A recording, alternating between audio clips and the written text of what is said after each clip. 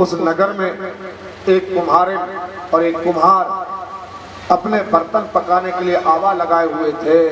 आवा में आग लगी हुई थी और ये दोनों हाथ जोड़ करके आवा की परिक्रमा कर रहे थे। बालकों ने देखा ये क्या कर रहा है, ये क्या कर रहा है, अभी जल रही है, परिक्रमा कर रहा। हमारे पिताजी ने कहा कोई भगवान का भजन ना करे, कोई पुण्य ना करे, पर आवा तो कोई देवता है नहीं, पर ये हाथ जोड़ के क्यों घूम रहा है, लगता है इसमें कोई देवता है। हाँ, बालकों ने टोका जाकर के ये क्या कर रहे हो तुम? उस कुम्हारिन ने, बूढ़ी कुम्हारिन ने प्रहलाद को, राजकुमार कुछ नहीं कर रहे हैं। नहीं नहीं, तुम सत्य सत्य बताओ। तो बूढ़ी कुम्हारिन ने कहा मैं जो कर रही हूँ राजन, तो उस बात को सुनो। हाथ जोड़ के इसलिए परिक्रमा कर रही हूँ कि मैंने जो बर्तन बनाए थे हमारे परिवार ने, उन कच्चे बर्तनों में बिल्ली ने अपने बच्चे दे दिए थे और वो बिल्ली के बच्चे इन बर्तनों में थे और हम लोगों को ध्यान नहीं रहा। जिस बर्तन में बिल्ली के बच्चे थे हमने उसको उठा के इस आवा में लगा दिया, इस भट्टी में लगा दिया और भट्टी में लगाने के बाद आग भी लगा दी। अब आग धाए धाए जल रही, तब ध्यान आया, अरे मिट्टी के बर्तन में, कच्चे बर्तन में बिल्ली के बच्चे भी मौजूद थे, अब वो जल जाएंगे और ये पाप हम लोगों के माथे पर लगेगा। अच्छा तो तुम क्या कर रही हो? हाथ जोड़ के प्रार्थना कर रही हूँ। किससे प्रार्थना कर रही हो? मेरे पिताजी से कहो ना। राजकुमार तुम्हारे पिताजी नहीं बचा पाएंगे, इनको बचाने वाला परमात्मा, परमात्मा। प्रहलाद को ये बात समझ में नहीं आई कि इसमें बिल्ली के बच्चे होंगे और कोई बचा देगा उनको। अपने साथियों से कहा ठीक है, हम लोग जब ये आवा ठंडा हो जाएगा 2 दिन बाद आएंगे और तुम्हारे तुम इस आवा को हम लोगों के सामने ही खोलना। राजकुमार तो चला गया, पर कुम्हारिन अब भगवान से बड़े जोरों से प्रार्थना कर रही है। क्यों? कि अगर ये बच्चे नहीं बचे तो बच्चे तो मरेंगे ही, पर मेरे परमात्मा, ये राजकुमार अपने पिता से कहेगा और अब मैं भी बचने वाली नहीं, मेरा परिवार भी बचने वाला नहीं है। ये कन्याएं, ये देवियां भगवान के चरणों में अपनी भेंट अर्पित कर रही हैं। भगवान इनको सुख समृद्धि प्रदान करे। बोलो वृंदावन बिहारी लाल की जय। कुम्हारिन के मन में दोहरा दुख हो गया, बच्चे मरेंगे और अगर जिंदा नहीं निकले तो राजा हम लोगों को भी जिंदा नहीं छोड़े। एक लाइन में कुम्हारिन अपनी प्रार्थना कर रही है। यहाँ तो संस्कृत में प्रार्थना श्रीमद् भागवत में वर्णन की गई। अहो विधाता करुणेन न प्रभो, हे विधाता भगवान प्रणीतो दृग्गोचरा। हे अदृश्य, हे परमात्मा, आप हमारी प्रार्थना सुन करके और इन बच्चों की रक्षा करना। हम अपनी सरल भाषा में आपको एक लाइन में, ये कुम्हारिना मन में करत विचार,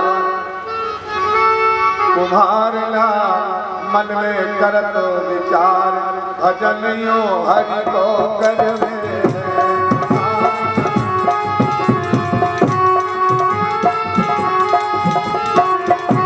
कुम्हारिना मन में करत विचार, भजनियो हरि को करवे।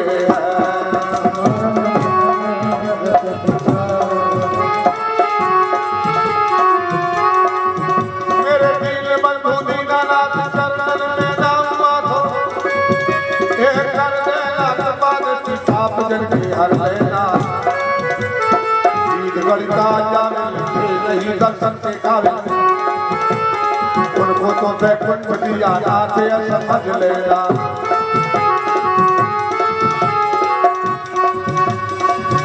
अरे जो नहीं बचे,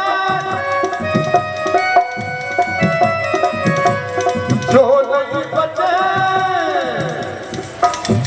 जो नहीं बचे बाल जाओगे, अरे जो नहीं बचे बाल जाओगे, मरव हुई है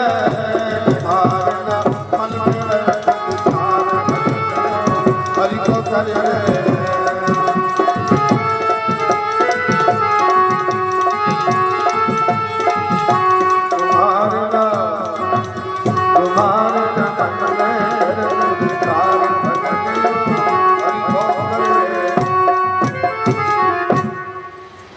भर पति पत्नी हाथ जोड़ करके भगवान से प्रार्थना करते रहे, हे मेरे परमात्मा जैसे भी हो ये बिल्ली के बच्चे बच जाए, नहीं ये मरेंगे और इनके मरने के साथ हमारा परिवार भी राजा के द्वारा मार दिया जाएगा।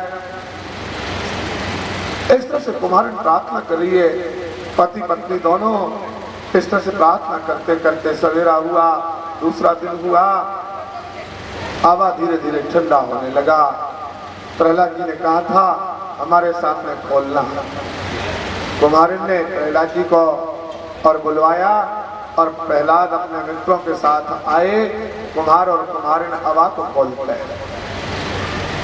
खोलते एक एक घड़ा उठा उठा करके और रखते जाते हैं। रखते रखते जब मध्य में आए और मध्य में आए तो एक घड़ा ज्यों का त्यों काला निकला, मिट्टी का कच्चा, जिसके ऊपर कोई आंच नहीं थी, आंच नहीं थी। उस घड़े को उठाया जैसे ही प्रहलाद के समक्ष उछल करके बिल्ली के छोटे छोटे बच्चे और दौड़ लगा के भागते दिखाई दिए। प्रहलाद के हृदय का अंधकार दूर हुआ। ये कौन सा परमात्मा है इस तेज अग्नि के बीच में भी जिसने इन बच्चों को बचा दिया। बस प्रहलाद के लिए दृढ़ विश्वास ये हुआ और कुम्हारिन के चरण पकड़ लिए। माँ तू बता वो कौन सी शक्ति है, वो कौन सी शक्ति है जिसने इस अग्नि के बीच में से भी इन बच्चों को बचा दिया। कुम्हारिन ने बार बार प्रहलाद की प्रार्थना सुनने पर कुम्हारिन ने प्रहलाद को वो मंत्र बता दिया, वो मंत्र बता दिया, वो नाम बता दिया कि वो शक्ति है, वो शक्ति है जिसके द्वारा ये बच्चे बच गए। तुम बालक हो, उनके नाम तो अनेक है और उसमें सरल सा नाम है एक जिसे कहते हैं रा धन माँ बराबर रामा।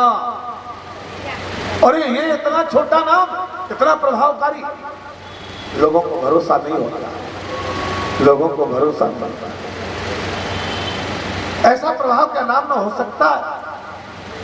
हाँ बस यही नाम था, पर प्रहलाद ने देखा इस नाम की इतनी बड़ी ताकत है तो अब मैं इसी नाम को और हृदय में धारण करूंगा, रटूंगा। इसलिए प्रहलाद के पिता ने बालकों के साथ प्रहलाद को जहाँ पढ़ने के लिए विद्यालय में भेजा था, वहाँ शुक्राचार्य के पुत्र संडा और मरकट नाम के दो विद्वान थे। उन विद्वानों के द्वारा पढ़ाई हो रही थी। अब प्रहलाद विद्वानों की बात नहीं मानता, कहता है तुम जो पढ़ा रहे हमारे काम की चीज नहीं है, बस हमें तो पढ़ाओ तो केवल एक ही चीज है, तुम राम बोलो, तुम राम बोलो। अगर राम बोलोगे तो जीवन का और कल्याण हो जाएगा, तुम्हारा बेड़ा पार हो जाएगा। तुम राम से बड़ा कोई दुनिया में नहीं है। आप लोग भी, प्रहलाद अपने मित्रों से कह रहा है, अरे राम नाम बोलो, हे राम नाम बोलो मन, हरे राम बोलो रे, राम नाम बोलो मन, हरे राम बोलो। समझा क्या कहता है? सभी बोलो राम नाम बोलो, सब हरे राम बोलो रे।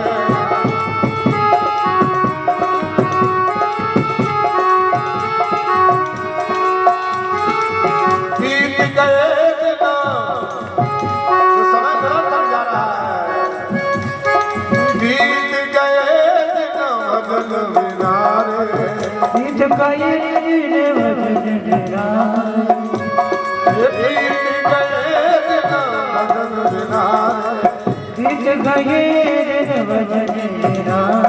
बोलो बोलो बोलो राम बोलो रे, बोलो बोलो बोलो रे,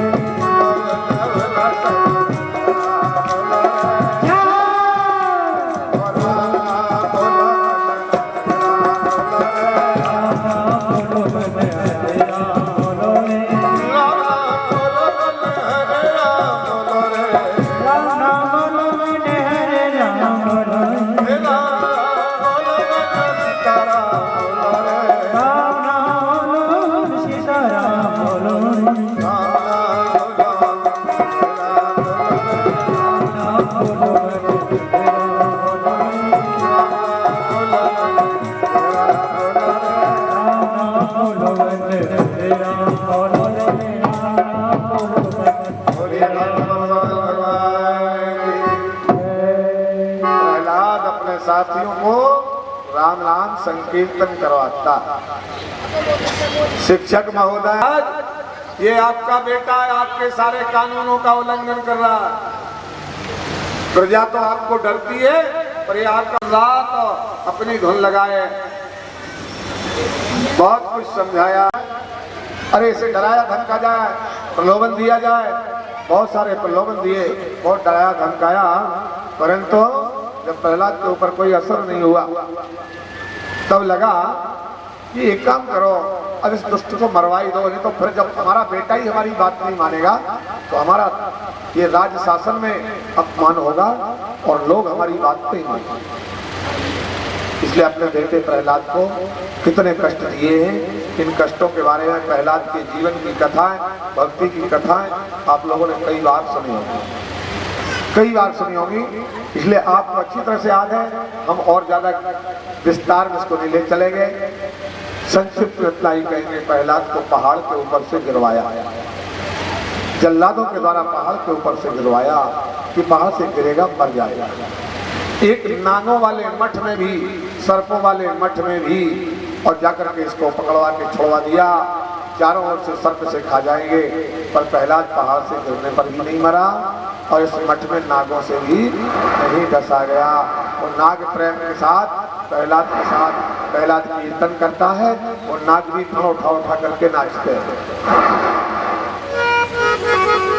प्रहलाद प्रहलाद राम लगी रड़ना, प्रहलाद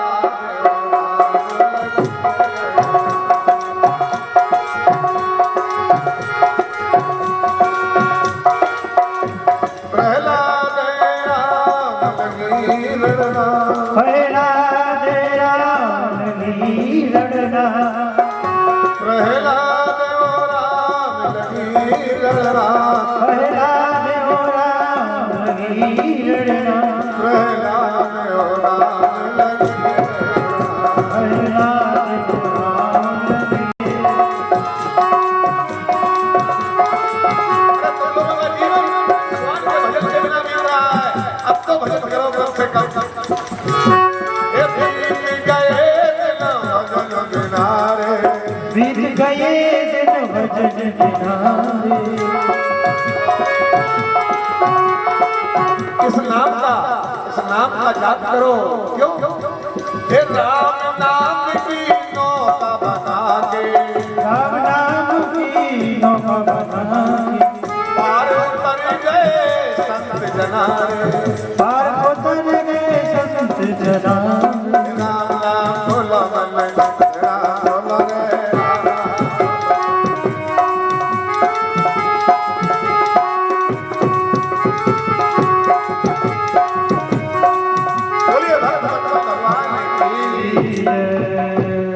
प्रहलाद का यह हाल देखा, नगर के लोगों में अचंभा हो गया और हिरण्यकश्यपु का क्रोध सीमा को पार कर गया। अरे ये दुष्ट इस अग्नि में ही बच गया।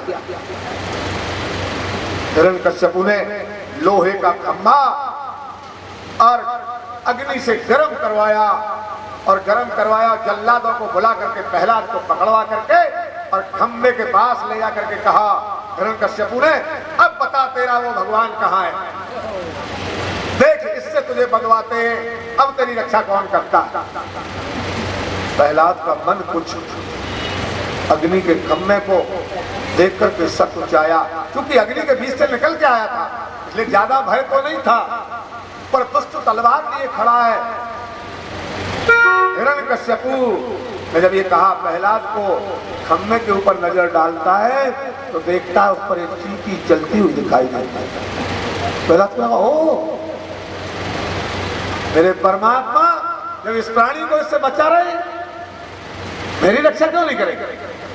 जिनने अग्नि की ज्वाला में मेरी रक्षा की, वो इसमें भी है। हिरण्यकश्यपु क्रोध करके कहता, बता मूर्ख कहाँ है तेरा भगवान। प्रहलाद कहते हैं, पिताजी आप नाराज ना हो। तो राम, ये हम में राम तुम में राम सब में राम राम, हम में राम हम में राम सब में राम सब में राम।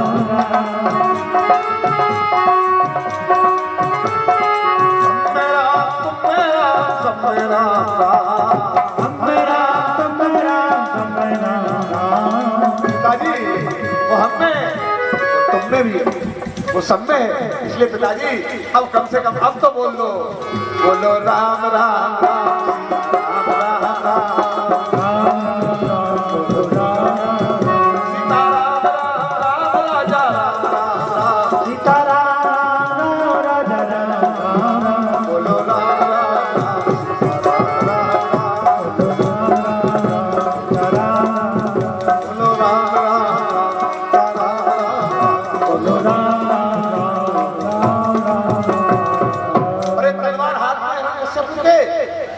और खंबा जलती हुई अग्नि का सामने प्रहलाद उपदेश दे रहा है।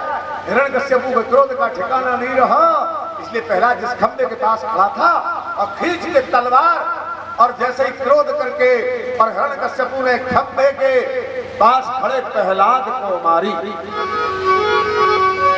प्रहलाद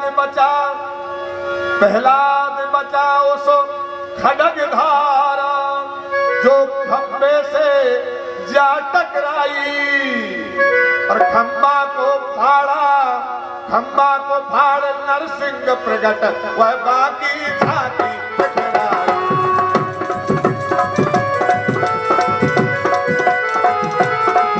खंबे को फाड़ नरसिंह प्रगट वह बाकी छाती टकराई।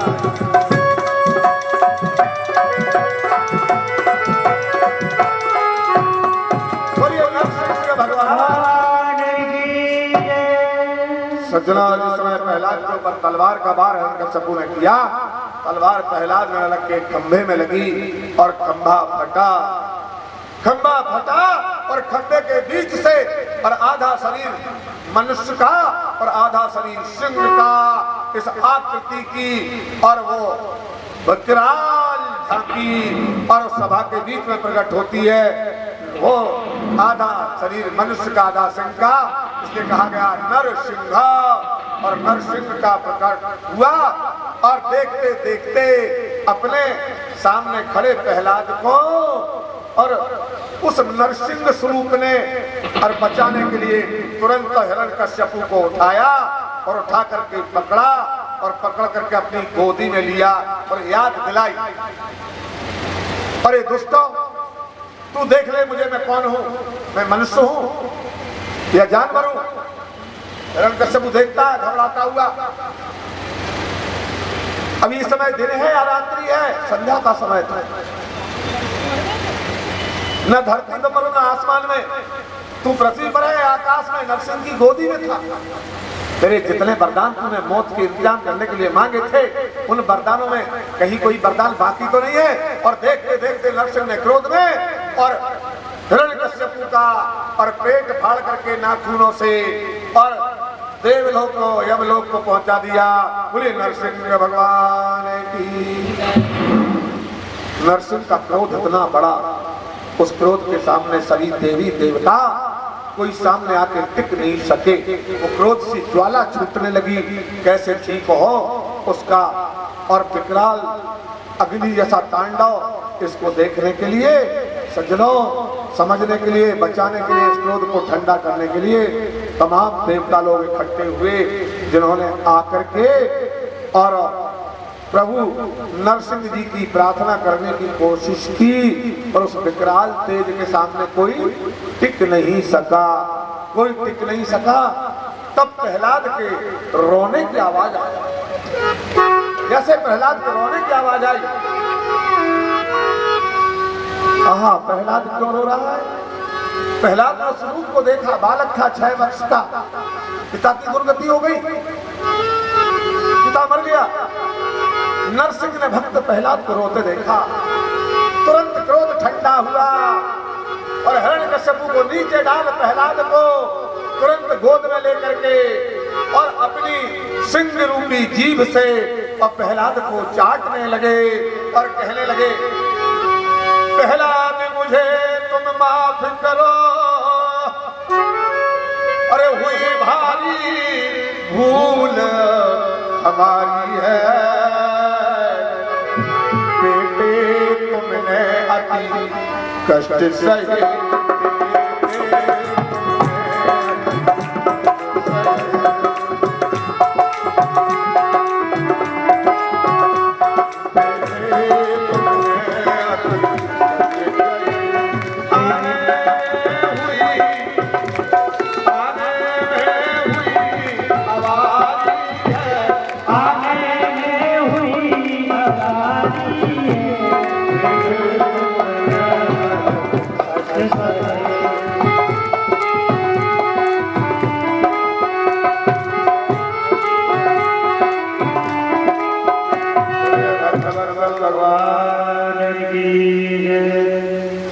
प्रहलाद पर प्रेम करते हैं और